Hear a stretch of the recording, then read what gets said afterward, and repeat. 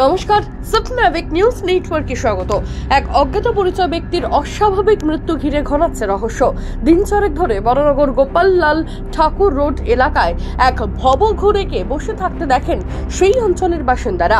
মাঝে মধ্যেই অঞ্চলের এক বহুতলের নিচের দোকানের সামনেও শুয়ে থাকতে দেখা যেত তাকে।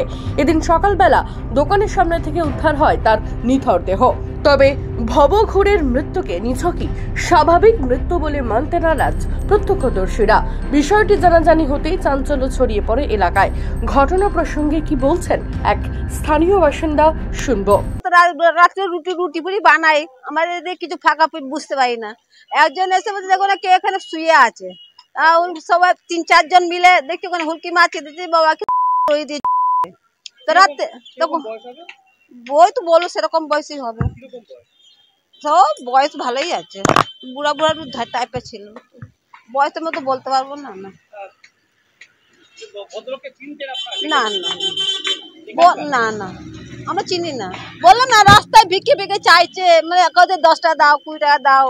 আমাদের রুটি করি, রাত্রিবেলা রুটি সবজি বিক্রি করি, চাইতো বলে খাওয়ার দাম না খাবো। আমরা রুটি তরকারি দিতাম, বলে বসে খাও, ওখানে দিতাম খেত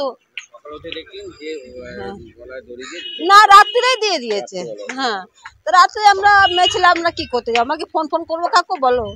সকালের লোকেরা ফোন করেছে, পুলিশ এসছে, সে তুলে নিয়ে চলে গেছে। আবার তখন ঘুমাচ্ছি আমি এসে আর কি করবো বল। থাকতো না, মানে এখানে কোথায় ওখানে ঘুমাতো, ওই দিয়ে ঘুমাতো, ওই দিয়ে আমরা এই 3-4 দিন ধরে ওকে দেখছিলাম, বেশি দিনে দেখিনি, এই 3-4 দিন ধরে দেখছি। সঙ্গে সঙ্গে বড়নগর থানায় খবর দিলে ঘটনাস্থলে পুলিশ এসে মৃতদেহটি উদ্ধার করে ময়না তদন্তের জন্য পাঠিয়েছে। ভবঘুরের নাম পরিচয় জানার চেষ্টা করছে পুলিশ। খুন নাকি আত্মহনন তা খতিয়ে দেখা হচ্ছে সিসিটিভি ফুটেজও। রাজা দে, স্বপ্নাবিক নিউজ, বড়নগর। সমস্ত খবরের আপডেট জানতে লাইক করে সাবস্ক্রাইব করুন স্বপ্নাবিক নিউজ। সেই সঙ্গে বেল বাটন প্রেস করতে ভুলবেন না। আপনাদের একটা সাবস্ক্রিপশন আমাদের জন্য অত্যন্ত মূল্যবান।